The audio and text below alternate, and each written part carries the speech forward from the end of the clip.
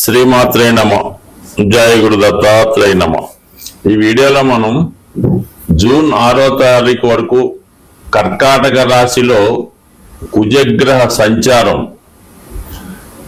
ఈ అబ్బాయిలు అమ్మాయిల యొక్క వివాహ వ్యవస్థ మీద, అలాగే ఆలస్య వివాహానికి కారణమైనటువంటి ఈ కుజగ్రహం ఈ కర్కాటక రాశిలో ఉండడం వల్ల ఎందుకు వివాహాలు ఆలస్యం అవుతున్నాయి, వివాహ సంబంధాలు కుదరకుండా, ముఖ్యంగా అబ్బాయిలు ఎందుకు వివాహంలో లేట్ అవ్వడం, వారి జీవితంలో సరిగ్గా సెటిల్ అవ్వలేకపోవడానికి కారణమైనటువంటి కుజగ్రహం ప్రస్తుతం కర్కాటక రాశిలో ఈ నెల అంటే ఇంచుమించు జూన్ 6వ తారీఖు వరకు ఆ రాశిలోనే ఉండడం జరుగుతూ ఉంటుంది. అయితే కుజుడికి అది నీచ స్థానం అవటం వల్ల తను అత్యంత పవర్ఫుల్ గా బలంగా పనిచేయలేకపోతుంటాడు. సాధారణంగా వివాహం జరగడానికి, వివాహం తర్వాత అన్యోన్య దాంపత్యం ఉండడానికి కుజగ్రహం చాలా వరకు కారణమవుతూ ఉంటుంది. అయితే ఎక్కువగా అమ్మాయిల జాతకంలో కుజుడు భర్త యొక్క స్థాయిని, ఎటువంటి భర్త వస్తాడు, అలాగే జాతకంలో కుజదోషం ఎంతవరకు ఉంటుంది, ఇవన్నీ కూడా ఎస్పెషల్లీ అమ్మాయిల జాతకంలో కుజుడు ఎంత బలంగా ఉంటే వారికి వివాహం అంత తొందరగా అవ్వడం, అలాగే వివాహం తర్వాత కూడా అన్యోన్యంగా ఉండడం, అలాగే తొందరగా సంతానం కలగడానికి కూడా కుజుడే కారణం అవుతుంటాడు.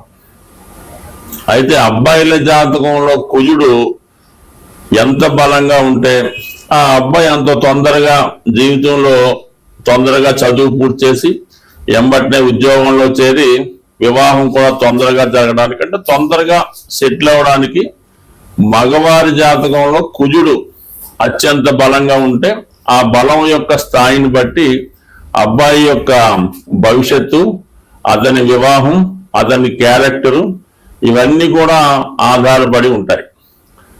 మరి అబ్బాయిల జాతకంలో శుక్రుడు కూడా భార్య యొక్క స్థాయిని చెప్పడం జరుగుతూ ఉంటుంది. శుక్రుడు అబ్బాయి జాతకంలో ఎంత బలంగా ఉంటే అంత అందమైనటువంటి, బాగా స్థిరపడినటువంటి మంచి డౌరీతో మంచి భార్య రావడం జరుగుతూ ఉంటుంది.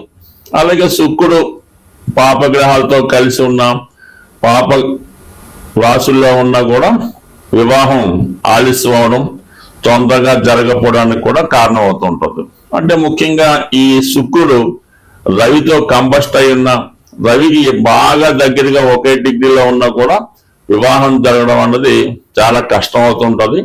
వివాహం తర్వాత కూడా వివాహ బంధం అన్నది చాలా ఇబ్బంది పెట్టడం కూడా జరుగుతూ ఉంటుంది. అంటే సుమారుగా చెప్పాలంటే ఎక్కువ వివాహ వ్యవస్థ మీద మనం ఎక్కువగా కుజుడినే తీసుకోవడం జరుగుతూ ఉంటుంది. కుజుడు ఉన్న స్థానాలను బట్టి కుజదోషం నిర్ణయించడం జరుగుతుంది. కానీ శుక్రుడు కూడా ఈ వివాహ విషయంలో చాలా ప్రాధాన్యత చూపడం జరుగుతూ ఉంటుంది. అందుకని శుక్రుడికి అలాగే మన కుజుడికి సరైనటువంటి అవగాహన, సరైనటువంటి స్థానాల్లో ఉన్నప్పుడు కూడా ఆ వివాహ వ్యవస్థ చాలా అనుకూలంగా ఉండే అవకాశం ఉంది. ఉదాహరణకి ఎవరి జన్మ జాతకంలో అయినా ఈ శుక్ర కుజగ్రహాలు కలిసినప్పుడు వారి జీవితంలో వివాహం తర్వాత ఎంత కొట్లాడుకున్నా తిరిగి మళ్ళా కలుసుకోవడానికి కూడా కారణం అవుతూ ఉంటుంది.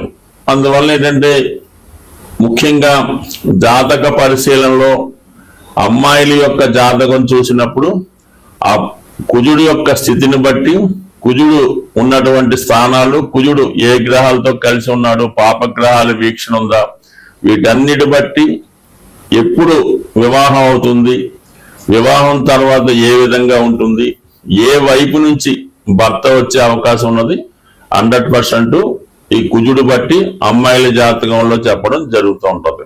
అలాగే అబ్బాయిల జాతకంలో శుక్రుడు ఉన్న స్థితిని బట్టి అబ్బాయికి ఎప్పుడు వివాహం జరగవచ్చు, వచ్చిన భార్య ఏ విధంగా ఉంటుంది, వివాహం తర్వాత జాతకుడు అదృష్టవంతుడవుతాడా దురదృష్టవంతుడు అవుతాడు అన్నది కూడా అబ్బాయి యొక్క జాతకంలో శుక్రుని బట్టి కూడా ఉండడం జరుగుతూ ఉంటుంది. సో ఇప్పుడు మనం ఈ కుజుడు ఇంచుమించుగా మనకి జూన్ 6వ తారీఖు వరకు కర్కాటక రాశిలో సంచరిస్తూ ఎక్కువగా పుష్యమి ఆశ్లేష నక్షత్రాల మీద ఎక్కువ సంచారం చేయడం జరుగుతుంటది. ఈ ప్రభావం వివిధ రాశుల వారి మీద ఏ విధంగా ఉంటుంది, వారు తొందరగా వివాహం జరగాలన్నా వివాహం జరిగి కూడా ఇబ్బందుల్లో ఉన్న వాళ్ళు ఎటువంటి పరిహారాలు చేసుకోవాలి అన్న విషయాన్ని ఈ వీడియోలో కొద్దిగా డీటెయిల్ గా తెలుసుకునే ప్రయత్నం చేద్దాం. స్వస్తి.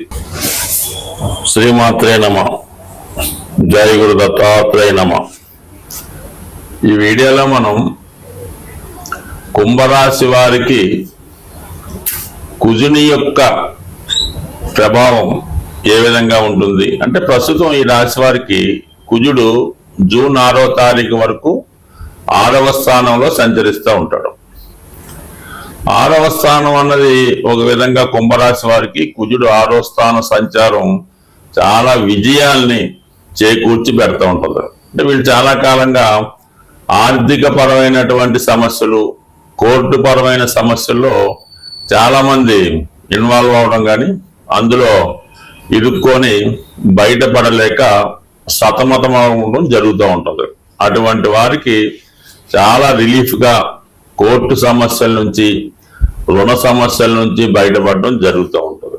అయితే ఇప్పుడు మనకి ముఖ్యంగా వివాహం, ఈ కుంభరాశిలో జన్మించినటువంటి లగ్నంలో ఉన్నటువంటి వారికి, ఈ యువతీ యువకులకి వివాహం ఎప్పుడు జరుగుతుంది, ఇప్పుడు వివాహ ప్రయత్నాలు చేసుకుంటే వివాహం నిశ్చయం అవుతుందా అన్న విషయాన్ని మనం పరిశీలించవలసి ఉంటుంది. కుజుడు 6వ స్థానంలో ఉన్నారు. 6వ స్థానం అన్నది ఏంటంటే వివాహ సమస్యలు పరిష్కారానికి అనుకూలంగా ఉంటుంది, కానీ వివాహ సంబంధాలు కుదుర్చుకోవడానికి అంత అనుకూలత అయితే ఉండదు. ఎందుకంటే మనకి 6వ స్థానం అన్నది సప్తమ స్థానానికి 12వ స్థానం అవుతూ ఉంటుంది. ఆ కారణం వల్ల ఈ వివాహం అన్నది ఎంత ప్రయత్నం చేసినా సరిగ్గా కుదరడం అన్నది కుదరదు. పైపెచ్చు ఈ కుంభరాశి వారు వివాహ విషయంలో ఏదో వాళ్ళకు ఎర్లీ ఏజ్లో ఇంచుమించుగా ఈ డిగ్రీ పూర్తయి ఉద్యోగం చేసే సమయంలో సాధారణంగా ఎవరినో ఒకరిని ఇష్టపడి వివాహానికి చేసుకుందాం అనుకుంటారు. కానీ ఈలోగా వీళ్ళకి సరైన సెటిల్మెంట్ లేకపోవడం వల్ల, అవతల పార్టీకి మంచి పెళ్లి సంబంధం రావటం వల్ల వివాహం కంపల్సరిగా సాక్రిఫై అవుతుంది అన్నమాట. అంటే వివాహం త్యాగం చేస్తారు. వీళ్ళు ప్రేమికులుగా చాలా కాలం మిగిలిపోవడం జరుగుతూ ఉంటుంది.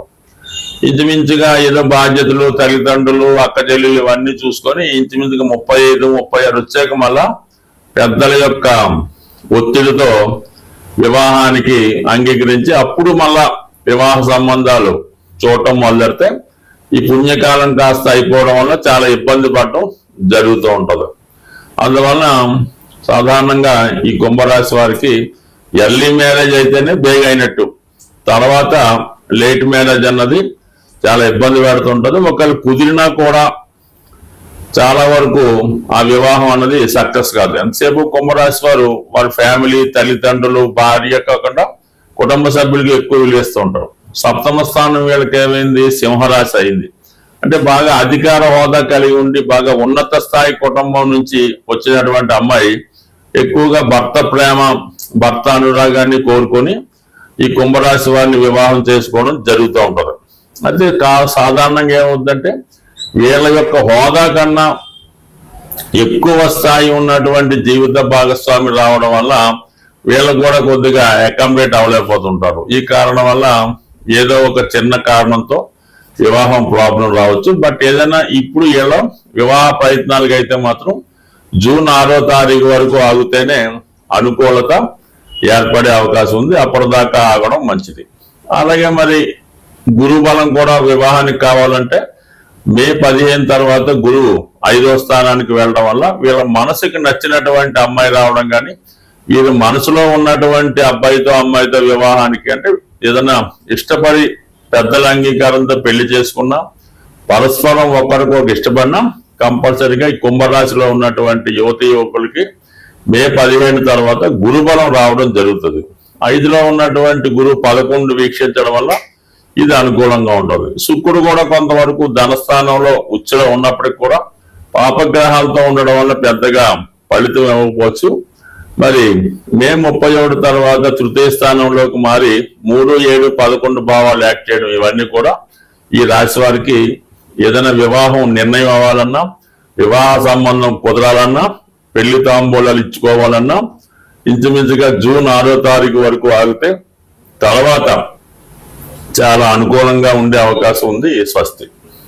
వివాహం ఆలస్యం అవుతున్న వారు, వివాహం తర్వాత భార్యాభర్తల మధ్య విభేదాలు ఉన్నవాళ్ళు, తొందరగా వివాహం కావాలన్నా ఏదైనా ప్రతిదానికి ఒక పరిహారం ఉంటుంది కాబట్టి సాధ్యమైనంత వరకు ఈ సుబ్రహ్మణ్య స్వామి ఒకటి కారణం అవుతుంటారు, ఆంజనేయ స్వామి కూడా ఒకటి కారణం అవుతుంటారు. అంటే మనకి కలియుగంలో హనుమాను తొందరగా అనుగ్రహించే గ్రహం కాబట్టి ముఖ్యంగా ఒక 8 మంగళవారాలు ఆంజనేయ స్వామి వారి ఆలయంలో 108 తమలపాకులు, ఒక 5 బాగా ముగ్గిన అరటిపళ్ళు, కొద్దిగా సింధూరం, ఒక కొబ్బరికాయ ఇవి తీసుకొని స్వామివారికి తమలపాకులతో అర్చన జరిపించి ఒక 8 మంగళవారాలు కంప్లీట్గా అర్చన చేయవలసి ఉంటుంది. మధ్యలో ఏదైనా ఆటంకం వస్తే దాన్ని కంటిన్యూ చేసుకోవచ్చు. అయితే ముఖ్యంగా స్త్రీలు వేకువజామునే లేచి ఈ స్నానం చేసేటప్పుడు ఆ నీళ్ళలో కొద్దిగా పసుపు కలిపి మంగళ స్నానం చేసిందాగా తలక స్నానం అది చేయవలసి ఉంటుంది. సాంప్రదాయ దుస్తులు ధరించవలసి ఉంటుంది. కంపల్సరిగా గాజులు అంటే మట్టి గాజులు, దాన్ని గాజులు అంటారు. 2 చేతులకు కూడా కనీసం ఒక చేతికి 8, ఒక చేతికి 8. అది ఎరుపు రంగు అయితే వెరీ బెటర్, ఆకుపచ్చ రంగు అయినా పర్వాలేదు. ఈ విధంగా వాళ్ళు సాంప్రదాయ దుస్తులతో సాంప్రదాయంగా ఈ పసుపు కలిపినటువంటి నీటితో స్నానం చేసి వాళ్ళు ఈ 8 మంగళవారాలు కంప్లీట్ చేయవలసి ఉంటుంది. మగపిల్లలు కూడా ఇంచుమించుగా సాంప్రదాయ దుస్తులతోనే చేయాలి. ఆ మంగళవారం కంపల్సరీగా నియమంగా ఉండాలి. ఆ ఒక్కరోజు మామూలుగా భూమి మీద సాపేసుకొని తలగడేసుకొని దుప్పటితో కప్పుకోవచ్చు. మన మంచం మీద కాకుండా విడిగా సెపరేట్ గా పడుకొని ఈ 8 వారాలు పూర్తి చేయడం వల్ల కంపల్సరీగా 8వ వారం అవ్వకుండానే వివాహం జరిగే అవకాశం ఉంటుంది.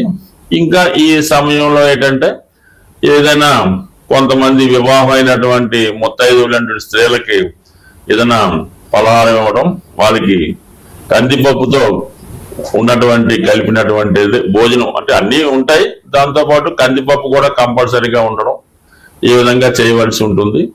కంపల్సరీగా 8 మంగళవారాలు ఆంజనేయ స్వామి తమలపాకులు పూజ చేస్తే 100% ఈ వివాహానికి ఎక్కడున్నా స్వామి ఆ వివాహ సంబంధం కలిపే అవకాశం ఉంటుంది. సరే, ఇది కొంతవరకు ఉంది. కొంతమంది ఈ మంగళవారం రోజు చీమలకి పంచదార బియ్యం పిండి ఆహారంగా వేయటం వల్ల, లేదంటే చెరువులో ఈ నదుల్లో ఉన్నటువంటి చేపలకి ఆహారంగా ఏదైనా బిస్కెట్లో పేలాలో అవి వేయడం వల్ల అనేక రకాలు పరిహారాలు ఉంటాయి. ఇవి తొందరగా శీఘ్రంగా పరిహారం జరుగుతూ ఉంటుంది. కాబట్టి ఈ హనుమాన్ చాలీసా పారాయణ చేయడం వల్ల కూడా వివాహం అవుతుంది. సుందరకాండ పారాయణ, హనుమాన్ చాలీసా, ఏదన్నా హనుమాన్ ఆరాధించడం వల్ల కుజగ్రహ అనుగ్రహంతో తొందరగా వివాహం జరిగే అవకాశం ఉంటుంది. స్వస్తి.